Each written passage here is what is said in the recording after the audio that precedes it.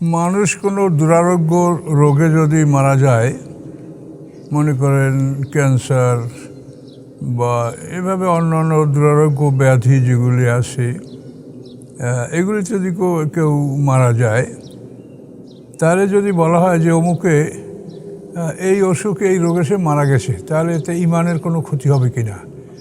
প্রশ্নটা এই ধরনের। তো এ ব্যাপারে আমরা কোরআন থেকে আলোচনা করব ইনশাল্লাহ। তো আমাদের সাবজেক্ট হলো প্রশ্ন উত্তর। প্রশ্ন করেছেন এক ভাই এবং খুব অনুরোধ করেছেন যে এটার ব্যাপারে আপনি আমাদের জবাব দিবেন। তো সম্মানিত সুধী, এটা হলো মৃত্যু প্রসঙ্গ, যে একটা লোক যে রোগে মারা গেল, যদি আমি বলি বা কেউ বলে যে অমুকে এই রোগে মারা গেছে, তো এটা শিরক হবে কিনা বা এটা কোনো ক্ষমার অযোগ্য গুনাহ হবে কিনা, এটা হলো বিষয়। তো এই বিষয়টা বলার ব্যাপারে কোরআন আমাদেরকে যা বলছে, যা আমরা কোরআনে পাচ্ছি, সেটা আমি আপনাদেরকে বলবো ইনশাল্লাহ। তো আমাদের মালাকুল মউত সম্পর্কে আল্লাহ তো ফেরেশতার মৃত্যুর ফেরেশতা নির্ধারণ করেছেন মৃত্যুর জন্য, এটা সম্পর্কে আমাদের ভিডিও আছে। কুল ইয়াতাওয়াফাকুল মালাকুল মউতিল্লাযী ওয়াক্কালা বিকুম। আল্লাহ বলেন যে তোমাদের প্রাণ সংহার করবে মালাকুল মউত, মৃত্যুর ফেরেশতা, আল্লাযী ওয়াক্কালা বিকুম, যাদেরকে তোমাদের জান কবজের জন্য দায়িত্ব দেওয়া হয়েছে তারা। তাহলে জান কবজের ফেরেশতা নির্ধারিত আছে, তারা জান কবজ করবে। কিন্তু তাফসীরে একটা কথা বলা আছে যে আজরাইল গ্রুপকে এবং এদের প্রধানকে যখন মৃত্যুর দায়িত্ব দেওয়া হলো, তখন তিনি দুঃখ প্রকাশ করেন আল্লাহর দরবার, বলেন যে আল্লাহ, আপনি আমাকে এমন একটা দায়িত্ব দিয়েছেন যে এটা মানুষ আমাকে গালি দিবে, মানুষরা বলবে ওই আজরাইল আমার পিতাকে মেরেছে, আজরাইল আমার মাকে মেরেছে, আমার আত্মীয়কে মেরেছে, আমার উপরে এই দোষগুলি মানুষ চাপাবে আর আমাকে মানুষ অভিশাপ করবে, যে এমন একটা দায়িত্ব আল্লাহ আমাকে আপনি দিচ্ছেন। তো আল্লাহ তখন তাকে বললেন যে আজরাইল শোনো, তুমি জান কবজ করবে, দায়িত্ব তুমি পালন করবে, কিন্তু কেউ তোমার কথা বলবে না যে আজরাইল অমুককে মেরেছে, তোমার কথা কেউ বলবে না। এই মৃত্যুর জন্য একটা কারণ থাকবে, কারণটাই তারা উল্লেখ করবে। অমুকে মারা কী হয়েছিল, যে নিউমোনিয়া হয়েছিল, অমুকে কী হয়েছিল, এইডস রোগে মারা গেছে, অমুকে কী হয়েছিল, মানে এই যে এখন সমাজে অনেকগুলো দুরারোগ্য ব্যাধি, অ্যানথ্রাক্স ভাইরাস বা অন্য অন্য ভাইরাসের যে রোগগুলি সৃষ্টি হয়, এরকম একটা রোগের কথা বলবে যে অমুক রোগে সে মারা গেছে, দুরারোগ্য ব্যাধি। এখন আল্লাহ বলেন যে আজরাইল তোমার কথা কেউ বলবে না। আসলে কেউ বলে না। সমাজে দৈনিক সারা পৃথিবীতে লক্ষ লক্ষ মানুষ মারা যায়, কেউ বলে না যে আজকে আমার পিতাকে আজরাইল মেরেছে। এটা বলছে আজ পর্যন্ত শুনতে পাচ্ছেন কারো মুখে? কেউ বলেছে যে আজকে আজরাইল আমার মাকে মেরেছে বা আমার স্ত্রীকে মেরেছে, আমার ভাইকে মেরেছে? কেউ বলছে আজরাইলের বিরুদ্ধে কেউ অভিযোগ করেছে? বলছে কি, সে তার এমন একটা রোগ হয়েছিল, এটা চিকিৎসার জন্য আমরা দেশে বিদেশে লক্ষ লক্ষ টাকা ব্যয় করছি, তারপরও ভালো হয় না, এই রোগে সে মারা গেছে, এটা আমরা বলি। তো এইটা বলা কি অপরাধ? এটা অপরাধ নয়, যেহেতু আল্লাহ তাআলা প্রত্যেকটি কাজের জন্য সব কাজ তিনি করেন, কিন্তু প্রত্যেকটা কাজের জন্য তিনি একটা মাধ্যম বা ওসিলা তিনি ব্যবহার করেন। এটা তার শান বা এটা তার বৈশিষ্ট্য আল্লাহর, যে আল্লাহ এটা মাধ্যম ব্যবহার করেন। আমরা একটা ব্যাপারে অনুসন্ধান করে পাচ্ছি যে আল্লাহ তাআলা মানুষের মধ্যে যে রুহুটা প্রবেশ করেন, নফস এবং রুহু, এই আধ্যাত্মিক দেহের অংশটা যোগ করেন, তো এইটা সম্পর্কে আল্লাহ এটা নিজেই করেন। মাতৃগর্ভে 120 দিন পরে যে আমাদের মানে আধ্যাত্মিক দেহ, অর্থাৎ নফসে মুতমাইন্না, নফসে লাওয়ামা, নফসে আম্মারা, রুহ, এই 4টা জিনিস প্রবেশ করে। এটা আল্লাহর ব্যক্তিগত, আল্লাহ নিজেই এই আদেশ এটা করে। এইটার জন্য আল্লাহ অন্য কাউকে ব্যবহার করেন কি না, কোনো ফেরেশতা ব্যবহার করেন কি না, এটার প্রমাণ আমরা পাচ্ছি না। তবে ঈসা আলাইহিস সালামের গর্ভবতী, ঈসা মা মরিয়মের গর্ভবতী হওয়ার ব্যাপারেও এখানে আল্লাহ তাআলা জিবরিল আমিনকে ব্যবহার করছেন। এই একটা ক্ষেত্রে প্রাণ ঢুকাবার ব্যাপারে বা গর্ভ সঞ্চারের এই বিষয়টা জিবরিল আমিনের কথা সরাসরি কোরআন পাকে বলা হয়েছে। জিবরিল আমিন মারিয়াম আলাইহিস সালামের সামনে ফাতামাসসালা বাশারান সাবিয়া, তিনি একটা সুন্দর সুঠাম সর্বসুন্দর মানুষের আকৃতিতে মরিয়ামের সামনে হাজির হয়েছেন এবং বলেছেন যে আমি তোমাকে একটা পুত্র সন্তান এর সুসংবাদ দেওয়ার জন্য এসেছি। এক্ষেত্রে দেখা যায় কিন্তু রুহু প্রাণ যেটা মানুষের, এই অংশটা আল্লাহ তাআলা তার নিজ আদেশেই আমাদের মধ্যে এটা আল্লাহ তাআলা ঢুকিয়ে দিয়েছেন, বা এই প্রক্রিয়াটা আল্লাহ স্বয়ং নিজে করেন। অন্য প্রত্যেকটার ব্যাপারে আমরা ওসিলা বা একটা মাধ্যম পাই, কিন্তু এইটার ব্যাপারে স্পষ্ট কোনো ওসিলা আমার কাছে নাই। আপনারাও অনুসন্ধান করে দেখেন যে অন্য কিছু পেতে পারেন। কোরআন তো সবার জন্য, সবাই এটা নিয়ে চিন্তা গবেষণা করবে। তো সম্মানিত শুধু যে আমরা এই মৃত্যুর ব্যাপারটা নিয়ে চিন্তিত, যে মৃত্যু কোনো দুরারোগ্য ব্যাধিতে, কোনো সংক্রামক ব্যাধিতে যদি কারো মৃত্যু হয়, আমরা তো বলি যে অমুকে এই রোগে মারা গেছে, এটা তো স্বাভাবিকভাবে আমরা বলে থাকি। তো এটা কি অপরাধ বা এটা কি শিরক? না, এটা শিরক নয়। তার কারণ এই উসিলার কথাই সবাই বলে এবং আল্লাহ তাআলা এই উসিলা এটা দিয়েছেন। এটা আপনাকে বোঝাবার জন্য, এটা তো মৃত্যুর প্রসঙ্গ। তা আমি জন্ম প্রসঙ্গটা যদি আপনাদের সামনে তুলে ধরি, তাহলে এই প্রসঙ্গটা আপনাদের কাছে ক্লিয়ার হবে। জন্ম প্রসঙ্গে দেখেন আল্লাহ কি বলছেন। সূরা হজের 5 নম্বর আয়াতে আল্লাহ বলেন, আউযু বিল্লাহি মিনাশ শাইতানির রাজিম, ইয়া আইয়ুহান নাসু ইন কুনতুম ফি রাইবিন মিনাল বা'স, হে মানব সকল, তোমরা যদি পুনরুত্থানের সন্দেহ পোষণ করো তা জেনে রাখো, ফাইন্না খালাকনাকুম মিন তুরাব, নিশ্চয়ই আমি তোমাদেরকে সৃষ্টি করেছি মাটি হতে, সুম্মা মিন নুতফা, অথবা আমি তোমাদেরকে সৃষ্টি করেছি বীর্য হতে, শুক্রকীট হতে। তাহলে প্রথম সৃষ্টি আদম হওয়া, তাকে আদম এই আদম আলাইহিস সালামকে আল্লাহ তাআলা মাটি থেকে সৃষ্টি করেছেন। এরপরে তার পাঁজরের থেকে উপাদান নিয়ে জান্নাতে মা হাওয়াকে সৃষ্টি করেছেন। এই দুজন সৃষ্টি করার পরে আমাদের মাটির অংশটা যেটা আদমের মধ্যে আল্লাহ রেখেছিলেন, সেটাকে নুতফা বা বীর্যে রূপান্তরিত করে দিয়েছেন। তাই আল্লাহ বলেন, আমি তোমাদেরকে সৃষ্টি করেছি মাটি হতে, তারপর সৃষ্টি করেছি আমি বীর্য হতে, তারপরে তোমাদেরকে সুম্মা মিন আলাকা, তারপর তোমাদেরকে সৃষ্টি করেছি আমি জমাট রক্ত হতে, মানে স্তর বদলি। প্রথম মাটি, এই মাটি থেকে বীর্য থেকে জমাট রক্ত, সুম্মা মিন আলাকা মুদগা, জমাট রক্তকে তোমরা এক টুকরা গোশতের পরিমাণ, তোমাদেরকে এক টুকরা গোশতে পরিণত করেছি আমি, মুদগা যেটা চিবানো সম্ভব মুখে নিয়ে, এরকম এক টুকরা গোশতে পরিণত করেছি। মুখাল্লাকাতেও গায়রা মুখাল্লা, কোনোটা পূর্ণাঙ্গ এবং কোনোটা বিকলাঙ্গ। ওই গোশতের টুকরার মাধ্যমেই তোমাদের কাউকে পূর্ণাঙ্গ মানুষ সুন্দর সুঠামো, আবার কাউকে বিকলাঙ্গ আল্লাহ বলেন আমি সৃষ্টি করেছি। যে নুবাইয়িনা লাকুম, যাতে আমি তোমাদেরকে স্পষ্ট করতে পারি আমার ক্ষমতা। অনুকিরু ফিল আরহামি মা নাশা, আমি স্থান দিয়েছি মাতৃগর্ভে তোমাদেরকে আমি যা ইচ্ছা করেছি, ইলা আজালে মুসাম্মা, নির্ধারিত সময় পর্যন্ত। এই নির্ধারিত সময়টা 6 মাস থেকে 10 মাস বা 10 মাস করে অতিক্রমও করতে পারে, সেটা বিরল, কিন্তু সাধারণত 10 মাস, 6 থেকে 10।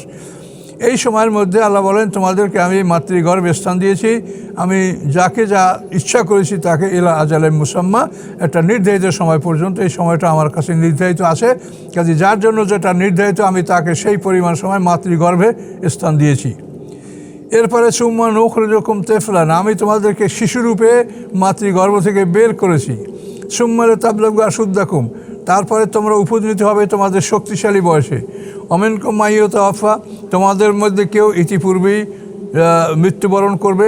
অমিনকুম মান ইউরাদ্দু ইলা আরযালিল উমর, তোমাদের কেউ একেবারে হীন বা নিকৃষ্ট বয়স পর্যন্ত উপনীত হবে, ভূষণ্ডী কাকের মতো বুড়া।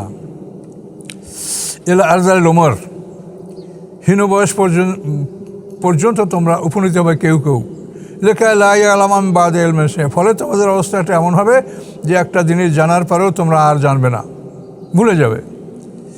ওয়াতারাল আরদা হামিদা, আল্লাহ বলেন তোমরা দেখতে পাও এই পৃথিবীকে সংকীর্ণ, সংকুচিত, শুকনো, ঊষর। ফাইজা আনজালনা আলাইহিল মা, অতঃপর যখন আমি তার উপর বৃষ্টি বর্ষাই, ফাহতাজ্জাত, অথবা সে আন্দোলিত হয়, নড়ে ওঠে, রাবাত, এবং কিছু ফুলে ওঠে, বেড়ে যায়, ও আম্বাতাত মিন কুল্লি জাওজিন বাহিজ, এবং উৎপন্ন করে এই পৃথিবী সমস্ত মনোরম জোড়াসমূহ। এখন এই সৃষ্টির ব্যাপারে, মানে মানব সৃষ্টি, তারপর পৃথিবীর তরুলতা গাছপালা সৃষ্টি, সব কিছুর দায়িত্বটা আল্লাহ বলেন, ইন্না খালাকনাকুম, আল্লাহ সৃষ্টি করেছেন।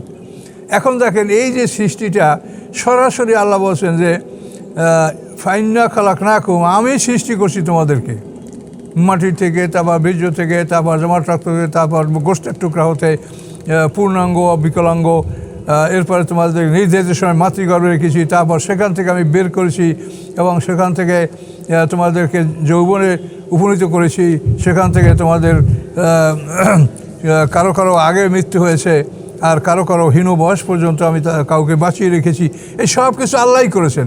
এরপর পৃথিবীর খাদ্যের ব্যাপারেও বললেন যে ঊষর এবং শুকনো পৃথিবী যে কিছু উৎপাদন করতে পারে না, সেই পৃথিবীতে আমি বৃষ্টি বর্ষা, বৃষ্টির মাধ্যমে পৃথিবীতে সব ধরনের ফসল আমি উৎপন্ন করেছি। এখন আল্লাহ নিজে করেছেন, কিন্তু এখন আপনি দেখেন আল্লাহ আমাদের জন্ম প্রক্রিয়াটা একেবারে শুরু থেকে শেষ পর্যন্ত আল্লাহ করেছেন। এখন কোনো মানুষ কি বলে যে একটা সন্তান ভূমিষ্ঠ হলে ওই কী হয়েছে অমুকের মানে আল্লাহ একটা ছেলে দিয়েছে, এটা আমরা বলি। কিন্তু এই সন্তানটার ব্যাপারে আল্লাহ দিয়েছে এটা ঠিক, কিন্তু আমরা তো এই সন্তানকে সমৃদ্ধ করি কি অমুকের ছেলে অমুকের ঘরে একটা পুত্র সন্তান জন্মগ্রহণ করেছে, আমরা এটা বলি কি না? আপনার ছেলের যদি একটা ছেলে হয় তা আপনি বলবেন যে আমার একটা নাতি হয়েছে। তো এখন দেখেন এই জন্মের ব্যাপারে সমস্ত প্রক্রিয়াটা আল্লাহ তাআলা নিজে গ্রহণ করেন, কিন্তু আমরা তো এটা মা বাবার দিকে এটাকে আমরা সম্পৃক্ত করে দিচ্ছি যে অমুকের ছেলে হয়েছে অমুকের মেয়ে হয়েছে। এখানে আমরা বলি না যে মানে এটা আল্লাহর ছেলে বা আল্লাহর মেয়ে, নাউজুবিল্লাহ। আমরা বলি যার মাধ্যমে এই সন্তানটা হয়েছে তাকে বলি যে তার একটা আব্দুর রহমানের একটা পুত্র সন্তান হয়েছে। মুহাম্মদ সাল্লাল্লাহু আলাইহি ওয়াসাল্লাম আবদুল্লাহর গৃহে জন্মগ্রহণ করেছেন। তো সব কাজই আল্লাহ করেন, কিন্তু আমরা তো আল্লাহর কথা বলি না, আমরা তো ওই মানুষটার কথা বলি যে অমুক মানুষের একটা ছেলে হয়েছে মেয়ে হয়েছে।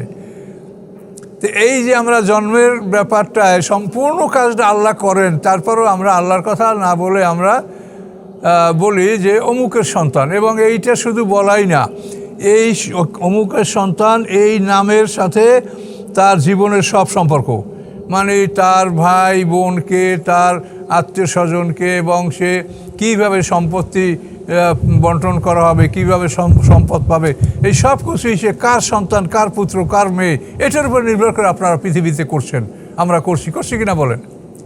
যে এই লোক মারা গেছে, তার এই ছেলে মেয়ে আছে, বা এই লোক জন্মগ্রহণ করেছে, জন্মগ্রহণের ফলে সে তার পিতার এই বিষয়ে সে অরিস হচ্ছে, এই সব কিছু উত্তরাধিকার বিষয়টা, বন্টন বিষয়টা, এই সব কিছুই পিতামাতার সাথে সম্পর্ক রেখেই আমরা একটা পৃথিবীতে করছি, সবাই করছে। তাহলে সেখানে আমরা যদিও এই সম্পূর্ণ প্রক্রিয়াটা আল্লাহ করছেন, কিন্তু তো আমরা বলি না যে এটা আল্লাহর সন্তান, নাউজুবিল্লাহ।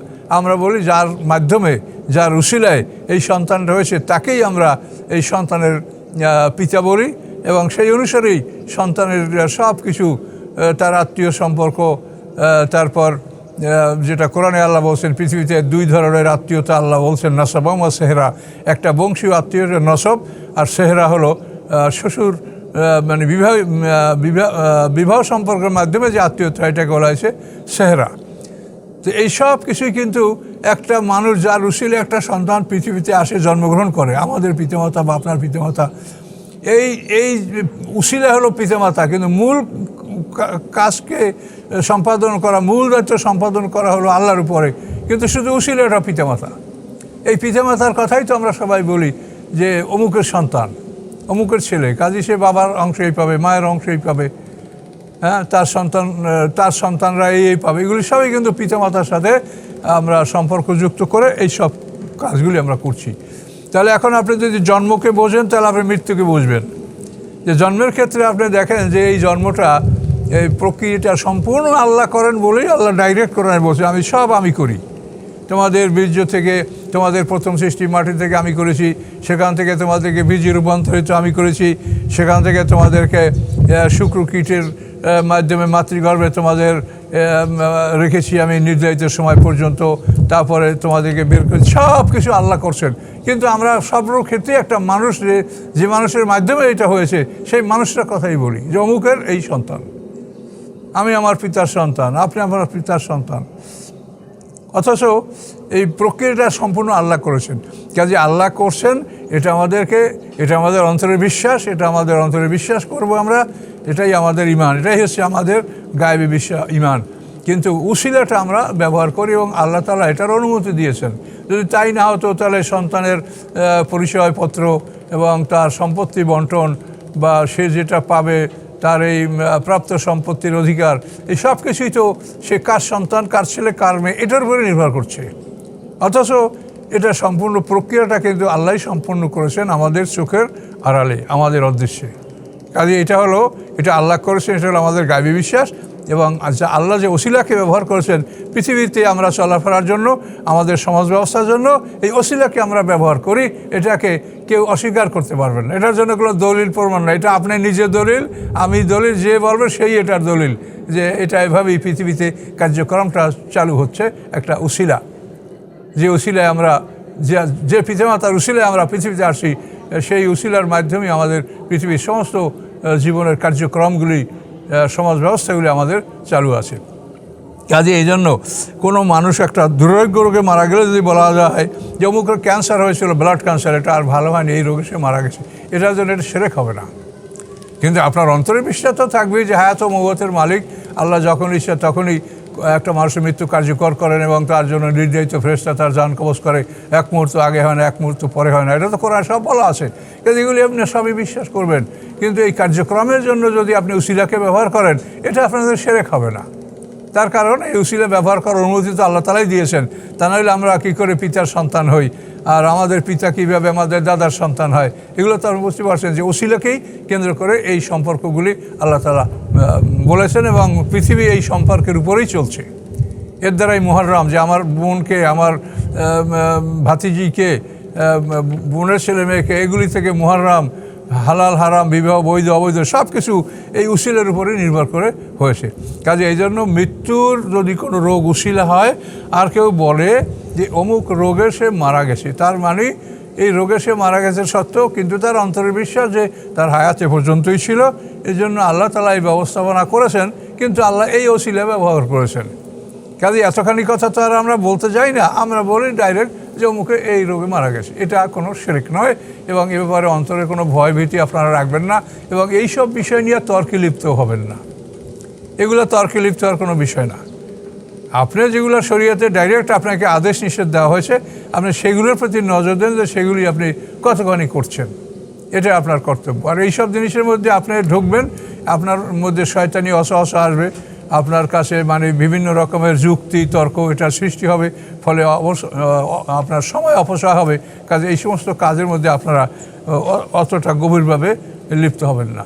আপনি জন্ম দেখেন, যেভাবে আপনার জন্ম হয়েছে, যেভাবে আপনি জন্মসূত্র আপনি পরিচয় পাচ্ছেন বা দিচ্ছেন, তো মৃত্যুটা ওরকমই, ওটা একটা উসিলা, এবং এই উসিলার মাধ্যমে মৃত্যু হচ্ছে। কিন্তু প্রকৃত এই কার্যটা বাস্তবায়ন করার মালিক তো আল্লাহ, তার হুকুম ছাড়া কোনো মানুষ, ওমা কানা নাফসুন আন তামুতা ইল্লা বিইজনিল্লাহ, আল্লাহ তো বলেই দিয়েছেন যে কোনো মানুষ আল্লাহর অনুমতি ছাড়া মৃত্যুবরণ করে না। এটা কোরআনে স্পষ্ট বলাই আছে, এগুলোর প্রতি আমাদের বিশ্বাস থাকবে। আর উসিলাটাকে বলা এটা শিরক না, যেহেতু উসিলাটাও আল্লাহ পাঠিয়েছেন, উসিলাটাও আল্লাহর সৃষ্টি, এই উসিলায় কারো মৃত্যু হতে পারে। কাজে উসিলাকে বলা এটা আপনার জন্য কোনো পাপের বিষয় না বা কষ্টকর জটিল কোনো বিষয় না, এটা আপনি বলবেন, এবং অন্তরের বিশ্বাস তো আপনার অন্তরেই থাকবে যে মৃত্যু কার্যকর করার একমাত্র ক্ষমতা আল্লাহর, এবং তার হুকুম ছাড়া কোনো মানুষের মৃত্যু হয় না। ওমা কানা নাফসুন আন তামুতা ইল্লা বিইজনিল্লাহ, কিতাবা মুআজ্জালা, লিখিত আছে, নির্ধারিত সময় নির্ধারণ করা আছে, এটা কোরআনের আয়াত, আল্লাহ বলছেন। তো এই জন্য আমরা আশা করি আপনারা যে এই বিষয়টি নিয়ে খুব চিন্তিত হয়ে পড়েছেন, যেভাবে আমাকে প্রশ্ন করছেন, তাতে মনে হয় যে আপনারা খুব চিন্তায় পড়েছেন যে এটা কীরকম হয়ে গেল, এটা বললে শিরক হবে কি না। কিন্তু না, এটা বললে শিরক হবে না। তবে আপনার অন্তরের বিশ্বাসটার মালিক আল্লাহ, আপনি অন্তরে বিশ্বাস করবেন যে সব কাজের মূলে মানে মূল ক্ষমতার মালিক আল্লাহ। তো আল্লাহ কোরআনে বলে যে আয়াত আমি পড়ে শুনলাম, সমস্ত কাজের মূল ক্ষমতা আল্লাহর কাছে, চাবিকাঠি আল্লাহর কাছে, সেটা আমাদের অন্তরের বিশ্বাস। আর এই যে উসিলাগুলি, এগুলিও আল্লাহর পক্ষ থেকে উসিলাগুলি আসে, কাজে এই উসিলার কথা বলা কোনো অপরাধ নয়। এ পর্যন্ত বলে আমার বক্তব্য শেষ করছি। আসসালামু আলাইকুম রহমতুল্লাহ।